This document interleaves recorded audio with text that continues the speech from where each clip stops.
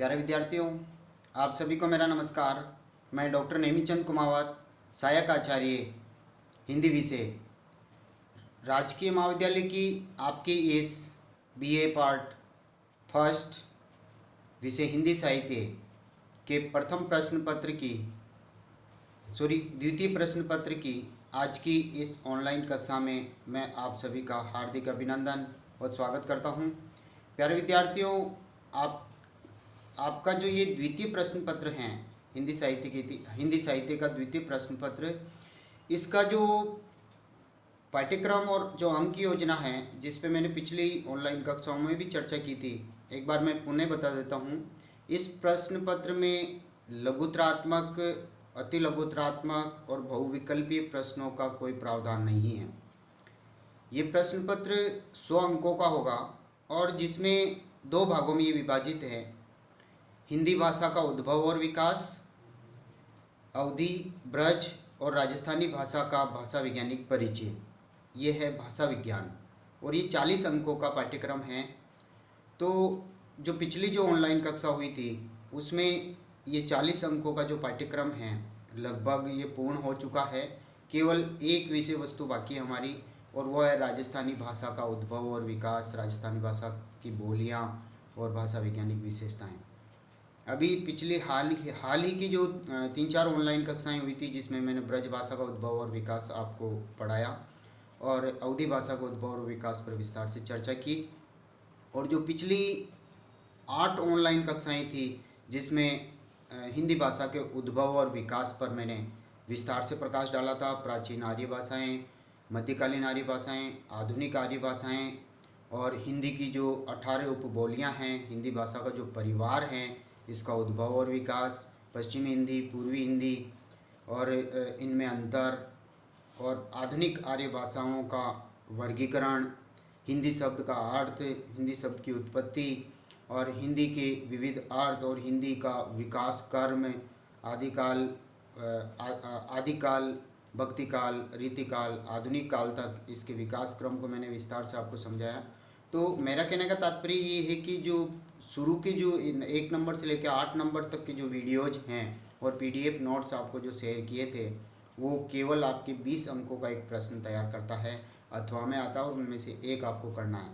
और जो ये ब्रज, अवधी और राजस्थानी जो भाषा है, इसकी बोलियां, इसका उद्भव और विकास और भाषा वैज्ञानिक विशेषताओं से संबंधित एक प्रश्न 20 अंकों का आएगा, अथवा में आता है एक आपको करना है। तो आज जब इस प्रश्न को यानी राजस्थानी भाषा को जब हम पढ़ लेंगे तो आपके भाषा विज्ञान 40 अंकों का ये पूर्ण हो जाएगा, यानी 40% आपका पाठ्यक्रम पूर्ण हो जाएगा।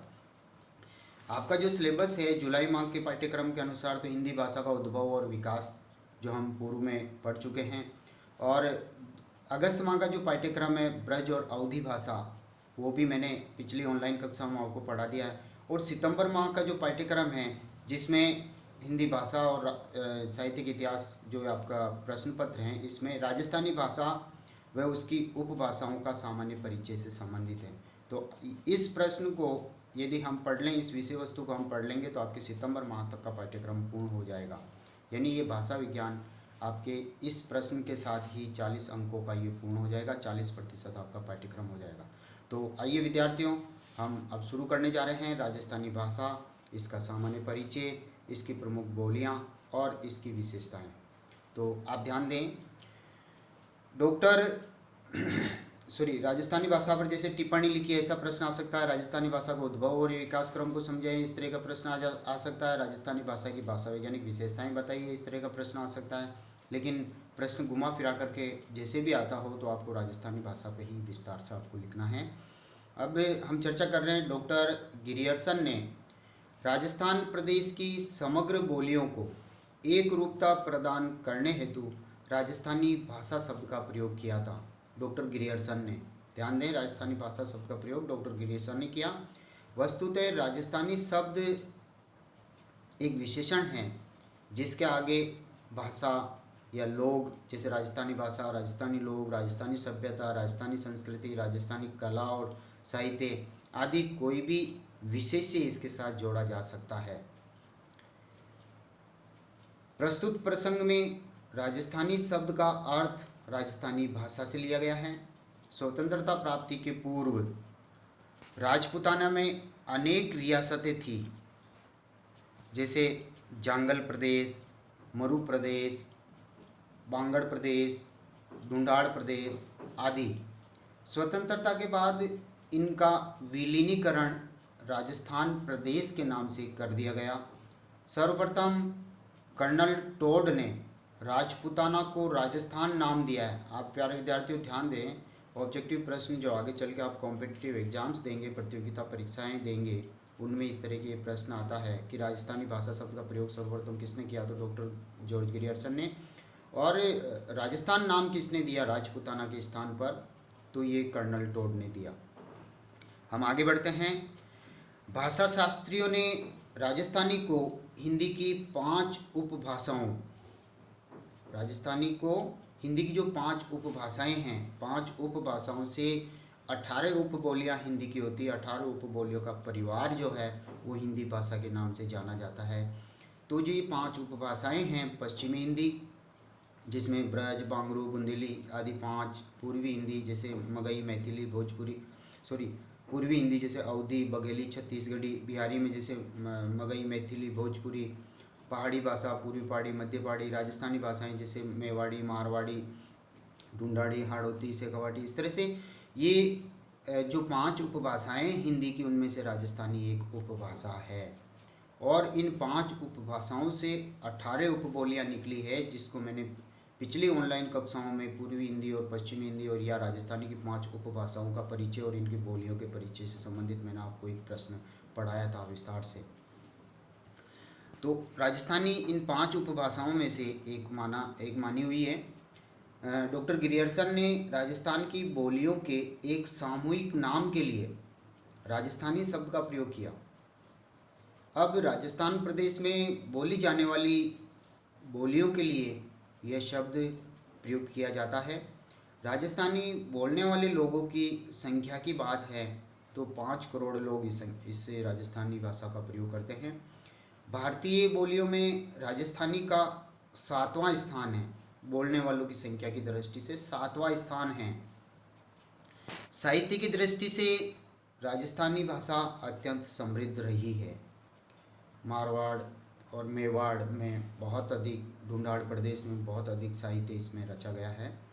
वीर काव्य की सारी जो श्रेष्ठ रचनाओं का जो सृजन है वो राजस्थानी के साहित्यिक रूप डिंगल में हुआ है। डिंगल और पिंगल 2 शैलियाँ हैं, पिंगल ब्रज और डिंगल राजस्थानी। इन दोनों का मिश्रित रूप भी हमें पृथ्वीराज रासो चंद्रबरदाई के द्वारा लिखा हुआ महाकाव्य आदिकाल का, उसमें भी हमें दोनों रूप मिलते हैं। डिंगल जो शैली है वो वीर काव्य में अत्यंत उपयुक्त रहती है, जिसमें चारणों का विशेष योगदान रहा है।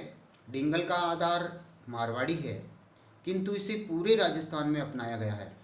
आज 2 लाख से अधिक हस्तलिखित ग्रंथ है इस राजस्थानी भाषा के। 20,000 ग्रंथ प्रकाशित हो चुके हैं। राजस्थानी में रासो, ख्यात, बात, वंशावली, कथा, हाल, हकीकत, विगत, पीढ़ी, याद आदि की रचनाएं हुई है। ये विविध विधाएं हैं राजस्थानी भाषा की। ख्यात, बात, वंशावली, कथा, हाल, हकीकत, विगत, पीढ़ी, याद आदि की रचनाएं हुई है। चंद बरदाई कवि जिन्होंने पृथ्वीराज रासो लिखा था, शालीभद्र सूरी, दुर्सा जी आडा, बांकीदास जी, मीराबाई, ईसरदास, दादू दयाल, हरिदास, पृथ्वीराज राठौड़, जाम्बोजी, सूरीमल मिश्रण जिन्होंने वीर सत्सई लिखी, केसरी सिंह बाहराट, चेतावनीराज चुंगटिया, इस तरह से लक्ष्मी कुमारी चुंडावत आदि ने, ये जितने भी अभी मैंने आपको नामोल्लेख किया है, ये सभी राजस्थानी भाषा के उत्कृष्ट साहित्यकार हैं। इन्होंने राजस्थानी साहित्य को उत्कृष्ट रचनाएं दी हैं। सीताराम लालस जी ने राजस्थानी शब्दकोश तैयार किया है, राजस्थान की डिक्शनरी बनाई है सीताराम जी लालस ने। आप ध्यान दें, ऐसे प्रश्न छोटे छोटे ऑब्जेक्टिव टाइप के प्रश्न आपके प्रतियोगिता परीक्षाओं में भी पूछे जाते हैं। और राजस्थानी साहित्यकारों के ये नाम मैंने अभी यहाँ पर आपके सामने उल्लेखित किए हैं। अब चलते हैं हम राजस्थानी जो भाषा परिवार है उसकी जो बोलियाँ हैं उनका हम यहाँ पर परिचय लेते हैं, साथ ही इनकी भाषा वैज्ञानिक विशेषताओं को भी पढ़ रहे हैं। देखिए, सबसे पहले हम लेते हैं मारवाड़ी भाषा, मारवाड़ी बोली। इस बोली का उल्लेख मरु भाषा के नाम से हुआ है। मरु यानी मारवाड़ प्रदेश, और इसी तरह से ढोला मारू रद हुआ, जैसे मारू यानी मारवाड़ी, तो वो मारवाड़ प्रदेश से संकेतित हैं। इसका परिनिष्ठित रूप जोधपुर के आसपास का है, यानी जोधपुर के आसपास ये मारवाड़ी भाषा बोली जाती है और साहित्यिक भाषा भी ये रही है। इसकी अनेक उपबोलियाँ भी हैं, जैसे थली, माहेश्वरी, ओसवाली, बीकानेरी, नागौरी आदि इसकी उपबोलियाँ हैं। मारवाड़ी बोली में वीर रस, श्रृंगार रस, भक्ति रस और नीतिगत श्रेष्ठ साहित्य लिखा गया है, यानी इसमें वीर, श्रृंगार, भक्ति और नीति का साहित्य भंडार इस बोली में मिलता है। इसकी डिंगल शैली बहुत ही रोचक है। वस्तुतः डिंगल कोई एक अलग से कोई भाषा नहीं है, बल्कि मारवाड़ी को ही लिखने की एक साहित्यिक शैली है, जिसमें यहाँ के चारण कवियों ने बहुत साहित्य लिखा है। मारवाड़ी बोली की जो संरचनागत या व्याकरणिकगत जो विशेषताएं हैं, देखिए उनकी ओर हम आगे बढ़ रहे हैं। जैसे राजस्थानी के शब्द यहाँ लिखे हुए हैं, गंडक, गंडक जैसे कुत्ता को बोलते हैं, करसो किसान, माची जैसे पलंग, जीमणो यानी जैसे प्रतिभोज, इसी तरह से गाबा, गाबा कहते कपड़ों को, तावड़ो, तावड़ो कहते धूप को, छोरा जैसे लड़का बच्चा, इस तरह के शब्द जैसे माथा यानी मस्तिष्क। तो अब ध्वनिगत विशेषताओं की ओर हम आगे बढ़ रहे हैं। जैसे जो स्वर हैं, संयुक्त स्वर ऐ और औ का उच्चारण तत्सम शब्दों में ऐ, ए, औ जैसा होता है, जैसे ऐसा का ऐसा, इस तरह का ये उच्चारण किया जाता है राजस्थानी भाषा में। दूसरी विशेषता की ओर हम आगे बढ़ रहे हैं। ये पहली विशेषता के बाद में दूसरी विशेषता है, अनेक स्थानों में च और छ का जो उच्चारण है प्राय स हो जाता है राजस्थानी भाषा में। जैसे छाछ, छाछ को सास, सास बिलोई क्या, चक्की, सक्की, इस तरह के शब्द राजस्थानी भाषा में प्रयुक्त होते हैं। अगली तीसरी विशेषता की ओर हम आगे बढ़ रहे हैं। तीसरी विशेषता है, शब्द के प्रारंभ की जो स ध्वनि होती है वो ह के रूप में उच्चारित की जाती है। जैसे सड़क को हड़क बोलते हैं। इसी तरह से चौथी विशेषता देखिए, न जो व्यंजन है के स्थान पर हण तथा ल के स्थान पर हड़ उच्चारित होता है। जैसे पानी को पानी बोलते, पानी लाना। इसी तरह से जैसे काला जो शब्द है विशेषण, उसकी जगह काला, काला शब्द प्रयुक्त होता है। तो ये राजस्थानी भाषा की अपनी रची बसी व्याकरणिक विशेषताएं हैं। ध्वनिगत एक और विशेषता देखिए, पांचवी, हकार का लोप होता है। जैसे कहियो, ह जो है हकार, ह व्यंजन का लोप प्राय राजस्थानी शब्दों में होता है। जैसे कहियो को कहियो, रहण्यो, रहणो को रेणो आदि, रेणो यानी रहना। ये थी ध्वनिगत विशेषताएं। अब बढ़ते हैं हम व्याकरणगत विशेषताओं की ओर।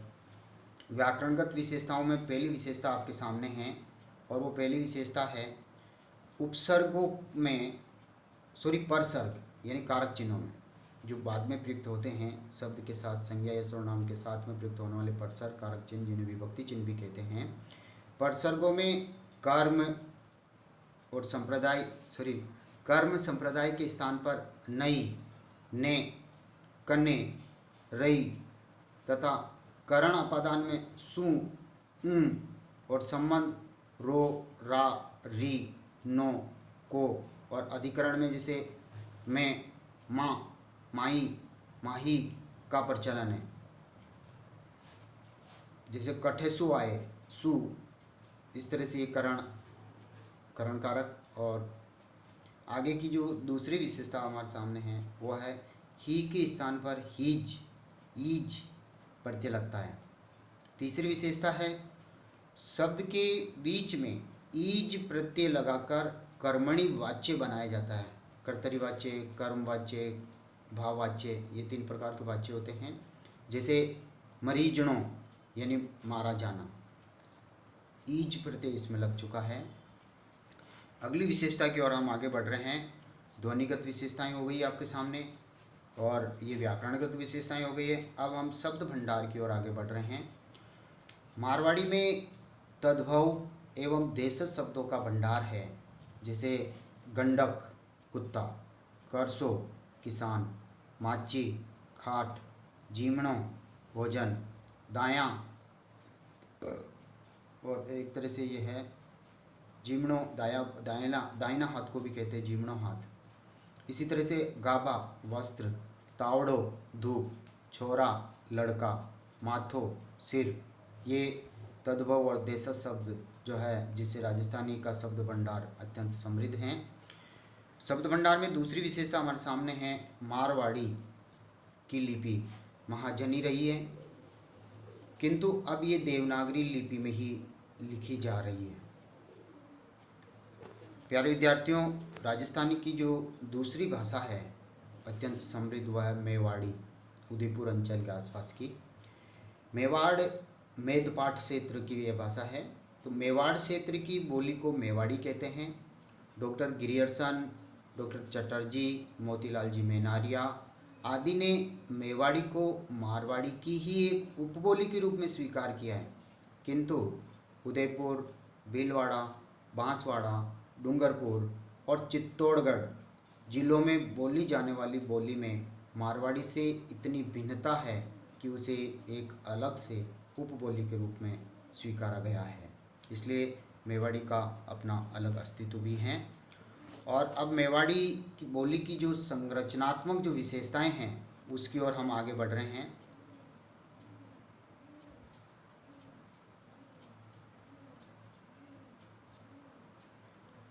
प्यारे विद्यार्थियों, इस मेवाड़ी बोली की संरचनात्मक विशेषताओं को हम यहाँ तक हम पढ़ लेते हैं। मेवाड़ी बोली की संरचनात्मक जो विशेषताएं हैं उनमें है, मेवाड़ी में आई तथा औ स्वर नहीं है, इनको केवल अ और ओ ही बोला जाता है। यानी जो 4 संयुक्त स्वर हैं ए, ओ, ऐ, औ, तो ऐ और औ स्वर का अस्तित्व मेवाड़ी भाषा में नहीं है, केवल ए और ओ ही बोला जाता है। ण का प्रयोग ही ण का प्रयोग नहीं होता है और ड़ की जगह ड का प्रयोग होता है।